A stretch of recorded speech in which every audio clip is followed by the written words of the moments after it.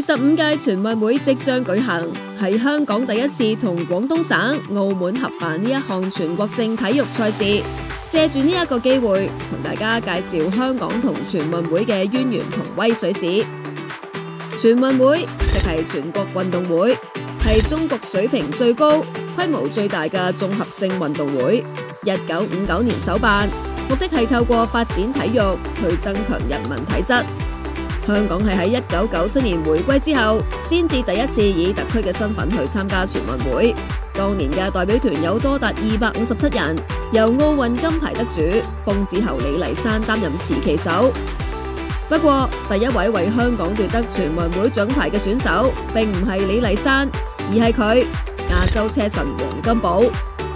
1997年，黃金寶第一次出戰全運會，就喺公路單車賽一鳴驚人，攞到香港第一面嘅全運會金牌，更加成為嗰一屆嘅全運會10佳運動員。時至今日，黃金寶依然係香港全運會史上攞到最多金牌嘅運動員，一共喺4屆嘅全運會上橫掃3金2銅。能夠同佢相提並論嘅，只有佢師妹，曾經攞過2面奧運銅牌嘅牛下女車神李慧詩。佢喺3屆全運會嘅場地單車賽囊括2金3銅，同黃金寶一樣，以5面獎牌嘅數量位列香港運動員之首。由1997年到上屆嘅2021年，香港至今參加咗7屆全運會，累計攞到47面嘅獎牌，一共有11金、13銀同23銅。而喺11面嘅金牌當中，有10面係由單車運動員奪得，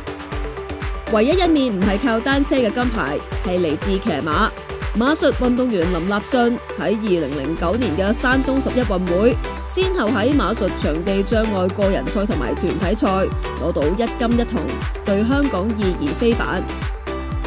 至於攞過2面奧運金牌嘅香港劍神張家朗，就喺2017年嘅天津13運會，聯同隊友攞到男子團體花劍銅牌。